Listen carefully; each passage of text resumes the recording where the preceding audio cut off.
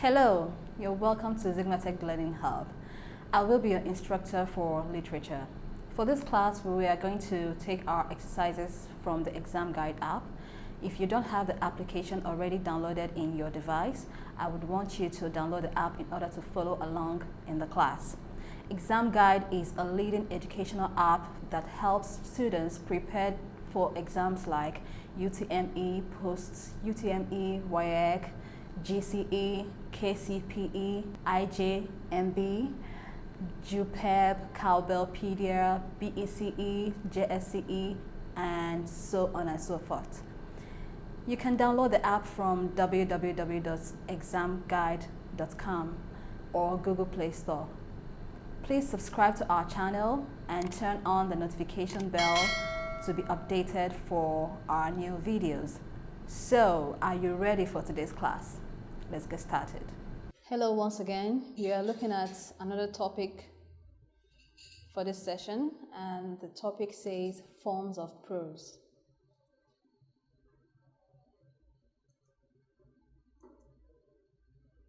Let's look at the specific objectives for this lesson. By the end of the lesson, you should be able to identify the forms of prose, explain the forms of prose, differentiate between the forms of prose. There are different forms, so you should be able to differentiate between them. And that's it. Let's start with the definition. What do we mean by prose? As you already know, prose is a genre of literature. By genre, we mean a branch of literature. So prose is simply a long narrative literary work.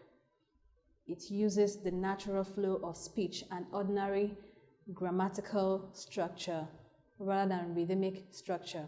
So as opposed to poem, or unlike poetry, prose is simply written in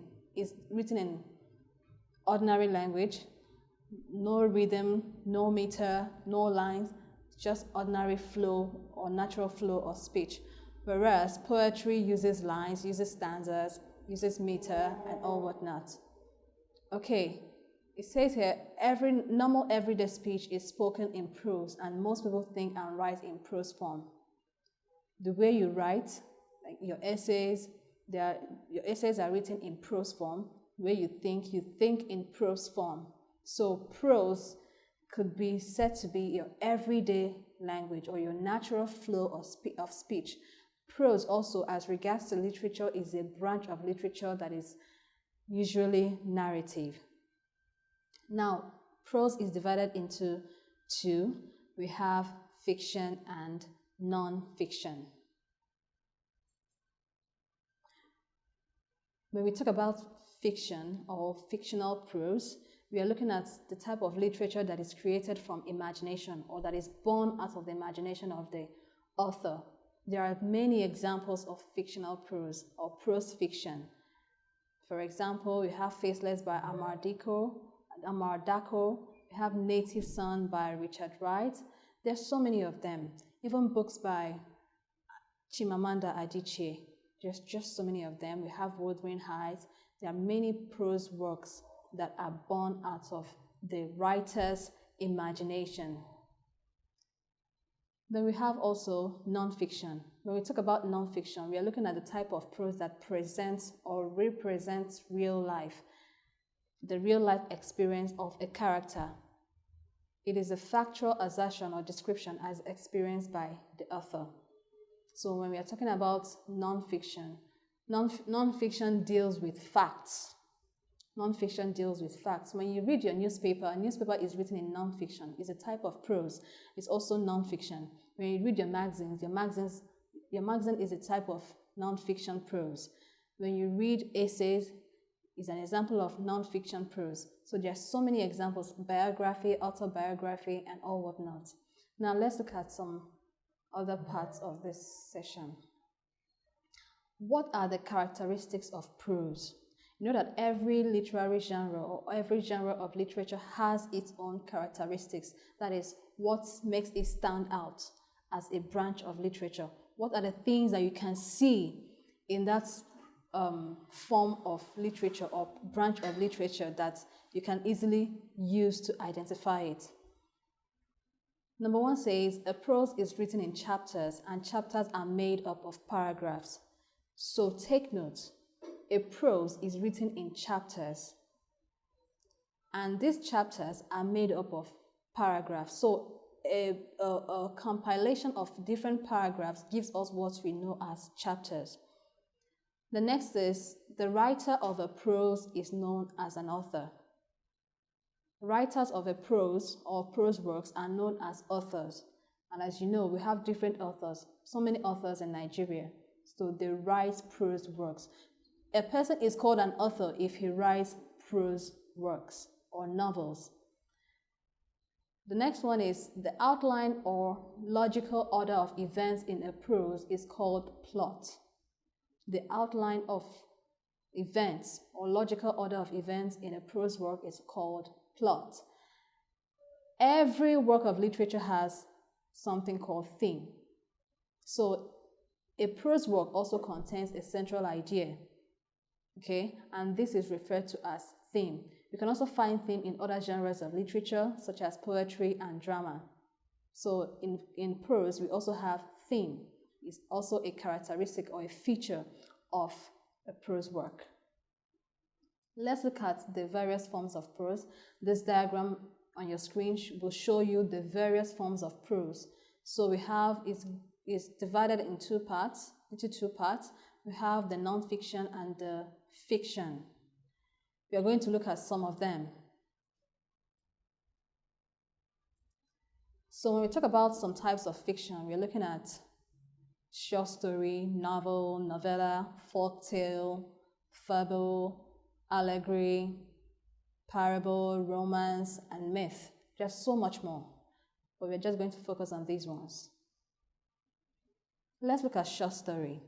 A short story usually keeps it simple by focusing on one major character, theme, and setting, and by working through a basic plot consisting of conflict, climax, and resolution. When you think of short story, think of the books you read in primary school. Primary 1, 2, 3, 4, 5, 6. Such books are examples of short story. Okay? Then we have novel. A novel is usually more complex because it often has many features. For example, a novel contains many characters. In a novel, you can find many characters. You can find as much as 5, 6, 7 characters, even 10 characters in a novel. You have plots and subplots. You have major and minor plots in a novel. Now, a novel is usually more than up to 100 pages or even more than that. Some novels are up to 200, 400, 600 pages. Voluminous novels, that's what I'm talking about. Then we also have more than one theme in a novel. Unlike the short story has a central theme, just one theme. But in a novel, we have more than one theme. And we also have conflicts, more than one conflict. So in a novel, you can have interpersonal conflicts, you can have intrapersonal conflict, that is external and internal conflict. But in the case of a short story, it can have just one type of conflict. This is not the case in novels because novel is more complex and it requires time to write.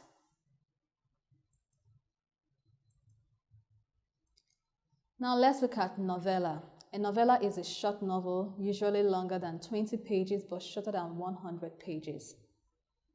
Okay? Then we have folktale.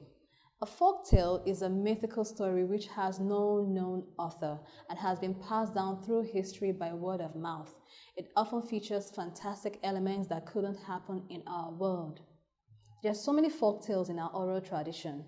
If you look at the Nigerian oral tradition or African oral tradition, we have so many folktales. We can look at, we have the story of Anansewa, we have, there are just so many of them. Why the tortoise has a rough shell and all that. All these are folk tales. Now, these stories have no known author. There is nobody that claims the ownership of these stories because these stories were handed down from one generation to another and they were not written. It is just in recent times that these stories were written, were penned down or documented. But in the past, in the olden days, there was no written form of literature. So these stories in Africa were just passed down from one generation to another. Now you know that because these stories are passed down from one generation to another, there seems to be some tweaks in passing them down. So the version of these stories change from one location, from one geographical location to another. So we can have a particular folktale, but it may not be the same in Enugu or Anambra. So the versions of the stories may change or vary. But one thing remains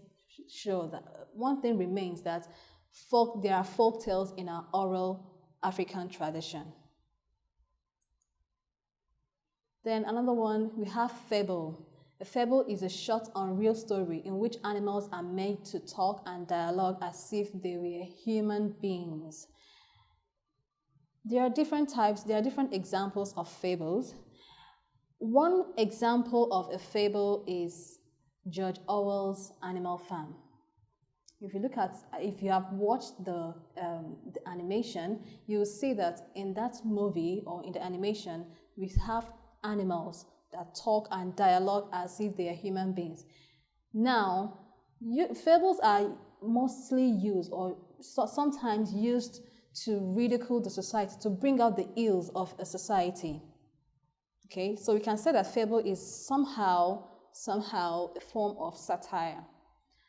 Then we also have allegory. Allegory is a story in which abstract ideas are used as characters. Abstract ideas such as love, pride, anger, and all whatnot. There are different examples of literary works where abstract ideas are used as characters. An example here is, this is not a prose work, this is a drama. That is Dr. Faustus by Christopher Marlowe. In this work of literature, you will see abstract ideas such as sloth, such as anger, lust, being used as characters in the play. So I suggest you go and read the book. Then the next one is parable. Parable is a simple and brief story used to demonstrate a moral truth or lesson. For example, you have the parable of the mustard seed. There are so many parables in the Bible, so you go read your Bible to see more of them. Then we have romance. Romance refers to a fantastic story whose certain incidents and even characters are far removed from real life possibilities. Now, when we talk about romance here, we don't mean the kind of story where a man falls in love with a woman. Although in romance, we can also have love as a theme of the story, but in this case, we see that the setting of this story or the setting of this novel is usually more serene, more natural than it usually is in real life. So romance is not, when you talk about romance in literature, it has nothing to do with love. It has nothing to do with infatuation or whatever. So romance in literature is a genre of prose and not what we usually know as romance. Then the next one is myth. Myth is an ancient story or set of stories, especially which explains the early history of a group of people or about natural events and facts. There are so many mythical stories. Sometimes people say that folk tales and myths are intertwined. That may be true, or it may not be true. But mythical stories or myths are usually used to explain natural phenomenon. A group of people use myths to explain natural phenomenon in their own way. There are so many examples of myths. For example, in the Igbo tradition, we have mythical stories like why the sky is blue, why the tortoise has a rough shell. Now we can say that is a folktale as well as a myth. We also have stories like why, what happens when what happens when it rains and the sun is shining. Now that is a myth. So these are different stories. Then we also have, when we talk about myths, we have different types of myth. We have African mythology, and then we have Greek mythology. Now, Greek mythologies are usually very interesting. So I want you to, on your own, go and search some Greek mythologies and read them up. You will find them interesting. Then we also have legend. Legend is a very old story or set of stories that people tell about a hero or a famous event. It may not always be true. We have different legends. We have the legend of Lankawi. We have, in fact, in Nigeria, we also have our own legends. We have the legend of Amina, Queen Amina. I think Amina of Zaria. So there are so many legends. There are so many legend stories. In fact, if you look at it very well, it's also said that Ojukwu is a legend.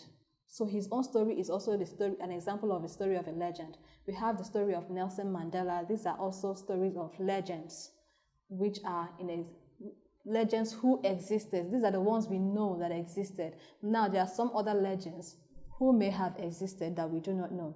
Now, if you also go to the English history or the English history, yes, we have a legend. We have different legends, such as the legend of King Arthur. We have the legend of Beowulf. That one is a very interesting story. So I suggest you go and read up the legend of Beowulf. It also has an animation. You can watch it. We have the legend of King Arthur. That is also an interesting movie. Go and watch it. Now let's do a short practice. I want you to read this up and tell me which form of fiction you think it is. There once lived a wise old man named Yang Chu, who made his home in the top of the smallest maple tree deep in the forest. Sometimes Yang Chu would grant wishes if it were for a good cause. People came from far and wide to seek his help, writing requests on bits of rice paper.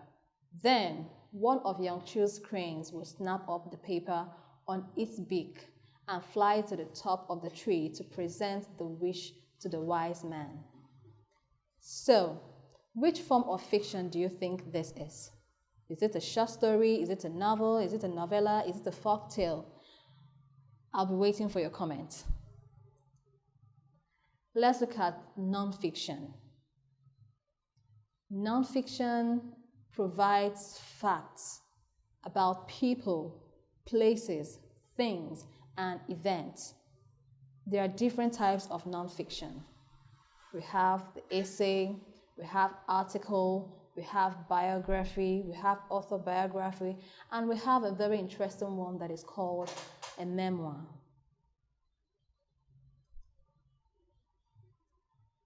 Essays and articles are short pieces of prose that discuss a limited topic.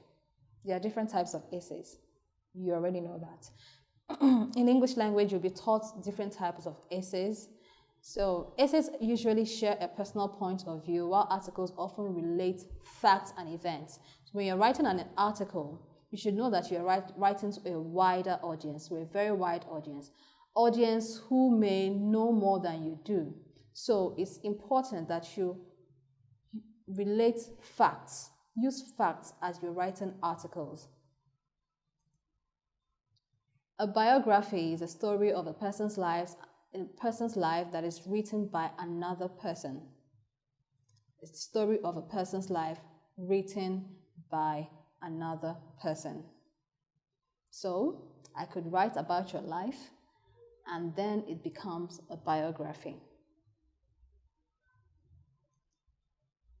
In an autobiography, the writer tells the story of his or her own life. We have examples of autobiography. We have the story of Nelson Mandela. He wrote his own story. We also have the story of Richard Wright, Black Boy. That's an example of autobiography, and it's nonfiction. If we also look at autobiography, we also have Ben Carson as an example. He has series of books of his own life, books that talk about his own life. We have Gifted Hands, we have Think Big. These are examples of autobiographies. Now let's look at memoir. A memoir is a narrative, is a long narrative written from the perspective of the author about an important part of their life. Now, there is a difference, a big difference between an autobiography and a memoir. What's the difference?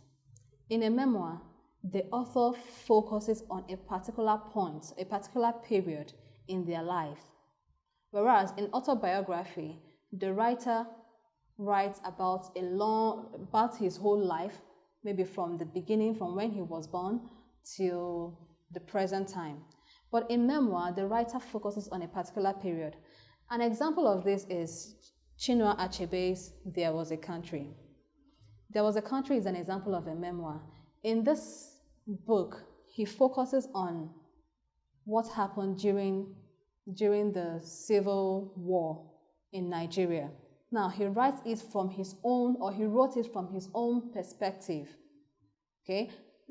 In the same way, another person can write about the civil war from their own perspective. So a memoir focuses on the author's life in a particular period of time. Okay? I think with this, I'm sure that you'll be able to identify the different forms of prose. They're quite easy. Now let's move to the app to answer some questions on forms of prose. As you already know, when you come to this app, you choose your subject first, then go to year, choose the particular year. You can also decide to choose random questions as you wish. Then, for us, we are looking at 2015. Question 9. Now, after choosing your year, the next thing you do is to select your topic. Our topic for this is literary terms and figures of speech. You can even decide to go to all. Select any topic of your choice. And that's it. So we are looking at 2015 for this particular session. And here we go. Okay, let's look at this question. It says, a story in which characters or actions represent abstract ideas or moral qualities is what? The list of options there says A, allegory, B, an epic, C, a legend, D, a satire. What do you think the answer would be? From our discussion, the answer should be allegory, A. Let's look at 2008. Okay, in 2008, we still have the same question being repeated. It says, a literary work in which actions and character represent ideas is what? As you already know, the answer is allegory. Let's go further to see if we can answer more questions on this particular topic. Okay, we don't have more questions, but I'm sure that if you go through the app, if you go through other years, you are going to find questions on this topic. So I suggest you go through all these years and find questions on this topic to help yourself prepare for your exam. Thank you for participating in today's class. You can practice more questions using the ExamGuide app. The app scores and gives a detailed explanation of all the questions at the end of your practice test. You can learn a particular topic of interest with different modes like study mode, mock mode, and practice mode. It also has other features that make learning fun. It is a must-have for all serious students. Download it from www.examguide.com if you don't have it yet. See you in the next class. Don't forget to subscribe to our channel, hit the notification bell, and share the videos to people that will benefit from it. Bye!